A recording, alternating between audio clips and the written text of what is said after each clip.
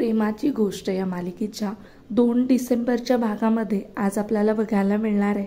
मुक्ताची आई खूप चिडून मुक्ताच्या बाबांसमोर हात जोडते आणि म्हणत असते, हात जोडले रे मी पुरू तुझ्या समोर, काय करतोस तू, हे स्थळ आणलंस तू? काय तर म्हणे मुलगा खूप चांगला आहे, मनाने खूप चांगला आहे।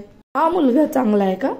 तर स्वाती लगेच त्यांच्या समोर येऊन त्यांचा हात बाजूला करते आणि म्हणते, ओ माझ्या भावाला बोलण्या अगोदर ना स्वतःच्या घरातल्या पोरींना सावरा। तर मंजिरीमध्ये येते आणि स्वातीला म्हणते, त्यांची आयुष्य पण ना तुमच्या घरातल्या मुलांनीच खराब केली आहेत। तो मिहीर त्याने तर माझ्या बहिणीचं आयुष्य उद्ध्वस्त करून टाकलंय। आणि काय ग, काय वाटलं तुमच्या सगळ्यांना की जर तुम्ही जर हे लग्न जुळवून आणलं तर आम्ही तुमच्यावर केलेली केस मागे घेऊ? मयुरेश म्हणतो, हेच म्हणूनच ना तर हे लोक आपल्या बाबांच्या मागे लागलेत आणि आपल्या बाबांना ते फसवतात ते त्यांना कळतच नाहीये। मयुरेश बाबांना म्हणत असतो, बाबा मला माफ करा, पण मला खरंच खूप राग येतोय। यांनी ना मुद्दामून तुम्हाला इलेक्शनला उभं केलं, तुम्हाला सेक्रेटरी बनवलं आणि तुम्हाला त्यांच्या खिशात घातलं। तर बाबा म्हणतात, तसं काही नाही रे। तर मुक्ताची आई म्हणत असते, अच्छा म्हणून माझ्या मुक्ताचा हात धरून खोटं नवरा बायकोचं चित्र रंगवलं का तुझ्या त्या क्लायंट समोर? मयुरेश म्हणतो, हो आई, अगदी तसंच। यांना ना स्वतःच्या स्वार्थासाठी मुक्ताला आपली सून बनवून घ्यायचंय। नाटकं चालली आहेत सगळी आणि हा जो काही ड्रामा झालाय ना तो आम्ही नाही तुम्ही क्रिएट केलाय। मी बघतीयस ना मुक्ता, तू स्वतःच्या स्वार्थासाठी तुझा फायदा करून घेतात ग हे। हा सागर हा आपल्या क्लायंटशी खोटं बोलतो, तो मिहीर मुलींचे MMS व्हायरल करतो आणि हे महान कोळी फॅमिलीचे बाप्पू ते आपल्या बाबांना मूर्ख बनवतात। तर लकी चिडतो आणि मयुरेशची येऊन कॉलर पकडतो आणि म्हणतो, माझ्या पप्पांशी नीट बोलायचा। मयुरेश म्हणतो, मी काय तुझा नाक्यावरचा छपरी मित्र नाही या, माझ्याशी असं अरेरावीमध्ये नाही बोलायचं। बघितलं ना तू त्या दिवशी त्या मिहीरची कशी अवस्था केली होती मी, आणि तुझी सुद्धा ना तशी अवस्था करायला मला काही फार वेळ लागणार नाहीये। माझ्यापासून ना 4 हात लांब राहायचं। आणि या बापूंचं ना तुझ्या खरं चेहरा सगळ्यांच्या समोर आलेला आहे, त्यांचं पितळ आता उघडं पडलंय, कळलं ना? तर लकी म्हणतो, हो का, मी आणू का तुमचे खरे चेहरे सगळ्यांच्या समोर? मयुरेश चिडतो आणि म्हणतो, खोटे आरोप करू नकोस। की म्हणतो, विचार ना तुझ्या सासूबाईंना विचार की दिवाळीच्या पार्टीच्या वेळेस माझ्या मम्मीला रूममध्ये कोणी बंद केलं होतं? तर सगळेजण आईकडे बघत असतात। ते इंद्रा काकू लगेच माधवीकडे येतात आणि म्हणतात, काय ग, म्हणजे त्या दिवशी मला खोलीत तू बंद केलं होतंस? मी जर मेले असते ना तर मी भूत होऊन रोज तुझ्या घरात मच्छी घेऊन आले असते। येस, 1 नंबरची। आणि अरे ही बाई नाही येडी झाली, येडी, हिला पाठवू नका घराच्या बाहेर कोणी। तर स्वाती लगेच सागरला म्हणते, भाई बघ, मी म्हणाले होते ना तुला की यांनी आपल्या मम्मीला मारून टाकायचा प्रयत्न केला होता। आणि अहो बापू, या असल्या लोकांसोबत नातं जोडायचंय का आपण? जगातल्या काय बाकीच्या पोरी मेलात का? मंजिरी तिच्या आईजवळ येते आणि म्हणते, आई अगं काय म्हणतात हे? तर आई थोडीशी घाबरते आणि म्हणते, नाही तसं काही नाहीये, आता हा विषय थोडासा भरकटतोय। नाही म्हणजे माझी चूक मला मान्य आहे, माफी मागायला आले होते ना तुमच्याकडे।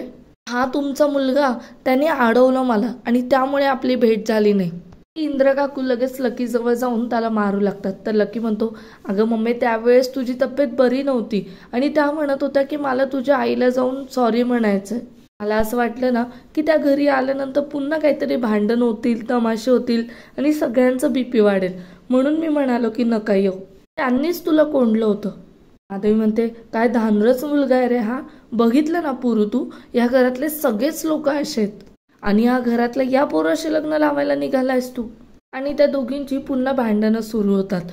तर मुक्ताचे बाबा मध्ये येतात आणि त्या दोघींना सुद्धा थांबवतात आणि म्हणत असतात, माधवी अरे प्लीज तू तरी माझा ऐकून घे, तू नुसता वरवरचा विचार नको ना करू, आपण जरा पुढचा विचार करू। तर माधवी म्हणते, अरे पुढचा काय मागचा काय, कुठलाच विचार करायची लायकी नाहीये यांची। काकू म्हणतात, तू लायकी कोणाची काढतेस ग? आणि त्या दोघी पुन्हा भांडायला लागतात। इंद्रा काकू सागरच्या बाबांना म्हणत असतात, काय हो सागरचे बाबा, पुराचं कल्याण करायचं म्हणत होता ना आणि अशा पूर्वीशी तिचं लग्न लावून देत होता। अहो त्यापेक्षा पोराला बोटीतनं खाली समुद्रात ढकलून द्यायचं होतं ना। आणि आजूबाजूला एवढ्या चांगल्या पोरी असताना आणि तुम्हाला सुरमई नाही मिळाली तर मग ही असली कढीपत्त्याची काडी शोधलीत? सुरेश म्हणतो, गप्प बसाव आणि बाबा आता बास झालं हे सगळं। ते आपण खूप घाई करतो असं नाही वाटत आहे का तुम्हाला? मुक्ताला यापेक्षा सुद्धा चांगला मुलगा आणि चांगली फॅमिली मिळेल. आपण थोडासा संयम नको का ठेवायला? यांचा काय मूर्खपणा चाललाय हो, काय बोलतात ती लोक? आणि बाबा आता आपण जाऊया तिथून, बाद झालं तर हे सगळं. तर स्वाती सुद्धा म्हणते मी सुद्धा ना माझ्या भाईला दुबईची पोरगी शोधून आणल. माधवी म्हणत असते पूर्व रे अशा गुंड प्रवृत्तीच्या माणसांकडे द्यायची आहे का आपली मुलगी?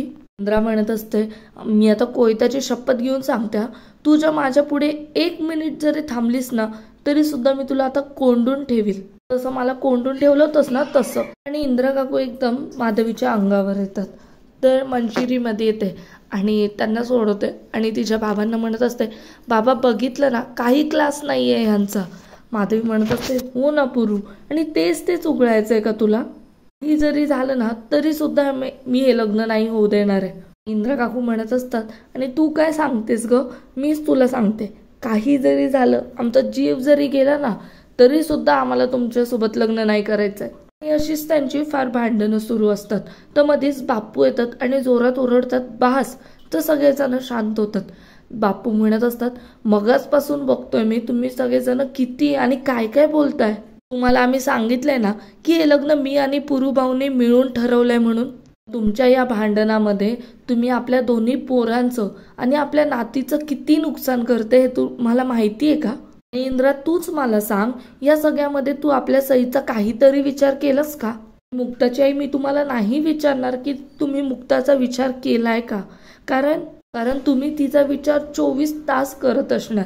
आणि त्यामुळे तुम्हाला हे सुद्धा माहिती असेल की तुमची मुक्ता आमच्या सईवर जीवापाड प्रेम करते आणि आमची सई सुद्धा तुमच्या मुक्ताशिवाय नाही राहू शकत.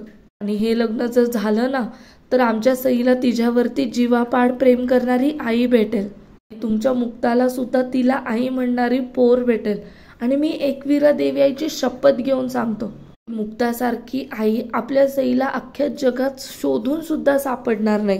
म्हणजे मला मान्य आहे की मी थोडासा स्वार्थी झालो, फक्त माझा विचार केला आणि सईसाठी आई शोधता शोधता मी माझ्या सागरसाठी बायको सुद्धा शोधली. इंद्रा तूच सांग, आपण आपल्या सागरसाठी किती तरी चांगली पोरगी शोधली तरी सुद्धा स्वतःला विसरून, स्वतःला पूर्णपणे झोकून आपल्या सईवरती जीवापाड प्रेम करेल अशी सून आपल्याला भेटेल? माधवी म्हणते हा म्हणजे तुम्हाला गरज आहे म्हणून हे सगळं का? मुक्ताचे बाबा म्हणतात माधवी अगं गरज आपल्याला सुद्धा आहेच आहे ना. आणि माधवी तूच सांग मला की आतापर्यंत आपल्या मुक्ताला इतके नकार का पचवावे लागले? दिसायला वाईट आहे म्हणून की तिला जॉब नाहीये म्हणून, तिचं शिक्षण नाहीये म्हणून? पण यामागे एकच कारण आहे फक्त, ती आई होऊ शकत नाहीये. आणि हे एकच प्रश्नचिन्ह आहे. त्या छोट्या सईला हा प्रश्न नाही पडलाय ग माधवी. एखाद्या लहान मुलाला काय हवं असतं ग? वात्सल्य, प्रेम. ते लहान मूल ते आपल्या आईकडून एक्सेप्ट करत असतं आणि जे यांच्या सईला ते आपल्या मुक्ताकडून मिळतंय. माधवी अगं सई मुक्ताला आई म्हणून हाक मारत नसेल. आपल्या मुक्ताच्या आयुष्यात असणारी ही आईपणाची पोकळी ती छोटी सईच तर भरून काढतीये ना. त्याने तर त्या मायलेकी आधीच झाल्यात ना. आता त्यांनी कायद्याने सुद्धा व्हायला काय हरकत आहे ग? सगळेजण एकदम शांत होतात. तर बाप्पू म्हणतात ही शांतता ना आधी असायला हवी होती. मुक्ताचे बाबा म्हणतात हो बरोबर आहे, तुम्ही जर सगळ्यांनी ही शांतता जर आधी पाळली असती ना तर ज्यांना निर्णय घ्यायचा आहे ना त्यांना आधीच विचार करता आला असता. आणि बाप्पू मुक्ता आणि सागरला म्हणतात आता तुम्ही बोला. तर सागर काहीच बोलत नसतो. इंद्रा म्हणते सागर अरे काय विचारतात तुझे पप्पा, तू या पोरी बरोबर लग्न करायला तयार आहेस का? सागर आणि मुक्ता एकमेकांच्या समोर येऊन उभे राहतात आणि सागर म्हणतो की जी मुलगी माझ्याशी लग्न करेल तिचं आयुष्य बर्बाद होणार असं म्हणाला होतात ना तुम्ही, मग आता स्वतःहूनच का आलाय लग्न करायला? तर मुक्ता म्हणते तुम्ही सुद्धा असंच म्हणाला होतात ना की जगातला प्रत्येक मुलगा मला नकारच देईल, तुम्ही सुद्धा होकार द्यायला का आलायत? सागर म्हणतो मला आधीच माहिती असतं ना की इथे येऊन तुमचं तोंड बघावं लागणार आहे. तर मुक्ता म्हणते मलाही काही हौस नाहीये तुम्हाला बघायची. सागर म्हणतो खूप तिरस्कार करताना माझा, मला पण ना किळस वाटते तुमची. मी जर माझ्या आजूबाजूला असला ना तर श्वास घ्यायची सुद्धा इच्छा होत नाही माझी. मुक्ता म्हणते बाबा निघूयात का, कारण मी जर समोर असल्यावर यांचा जीव जायचा आणि मग यांची उरलेली फॅमिली आपल्यावरती केस करायची. मुक्ता तिथून निघून जाऊ लागते. तर सागर म्हणतो हा जा जा, असंही तुम्ही जो पीस विकायला आणलाय ना, तो पीस आम्हाला विकतच घ्यायचा नाहीये. तर मुक्ता लगेच त्याच्या समोर येते आणि म्हणते हेच सतत आपल्या माणसांना वस्तू समजायच्या. ही अशी लोकांची खरेदी आणि विक्री ना ती तुम्ही करत असाल, तुमची हौस असेल ती, आमची नाहीये. सागर म्हणतो बापू तुम्हाला काय वाटलं मी हिच्याशी लग्न करेल? तर सुद्धा म्हणते आणि बाबा तुला सुद्धा काय वाटलं की मी या लग्नाला होकार देईल?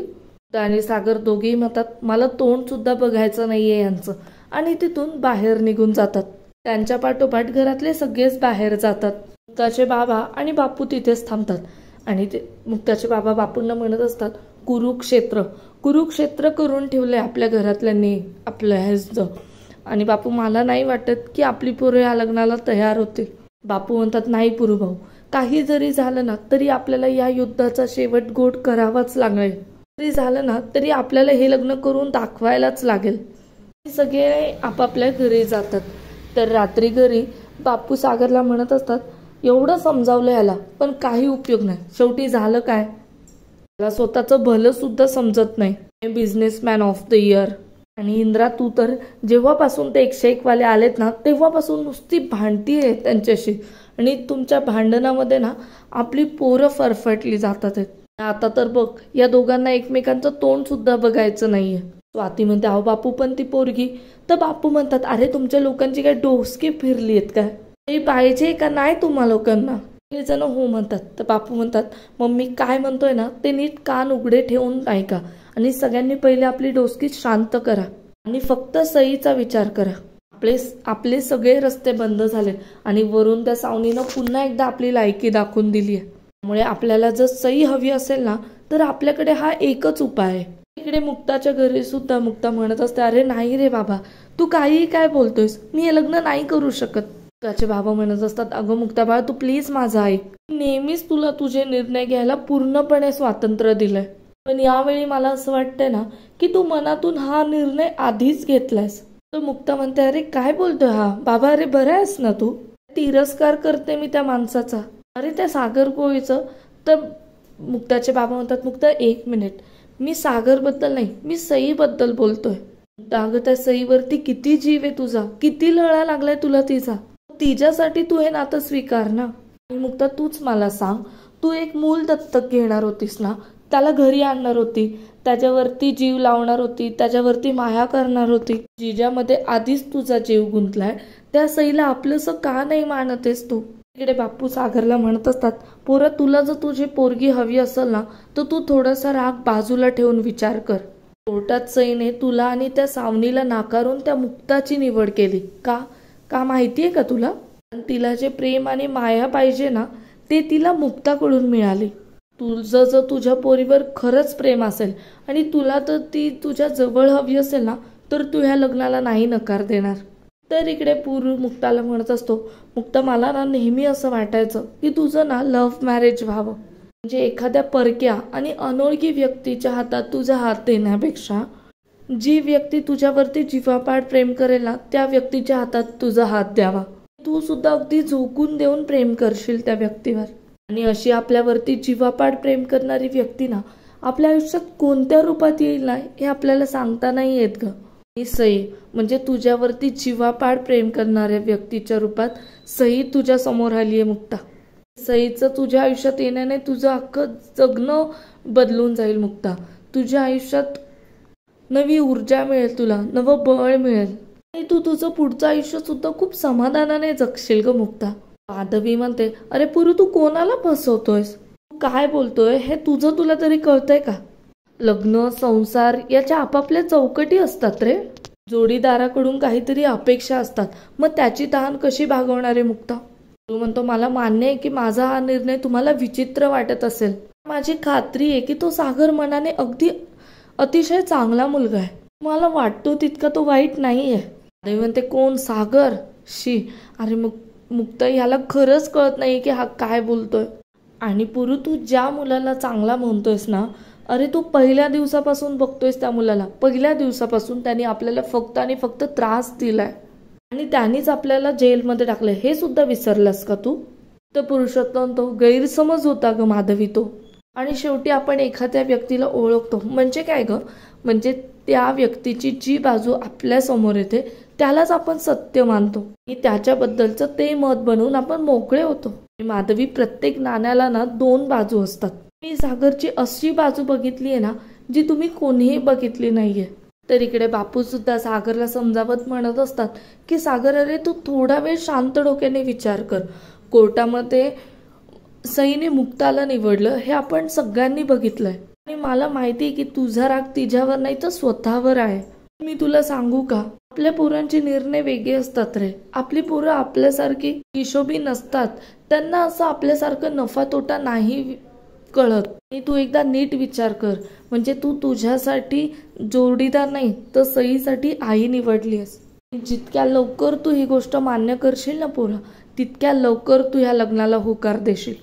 आणि सागर आणि मुक्ता दोघे सुद्धा विचार करत असतात आणि तिथेच आजचा भाग संपतो.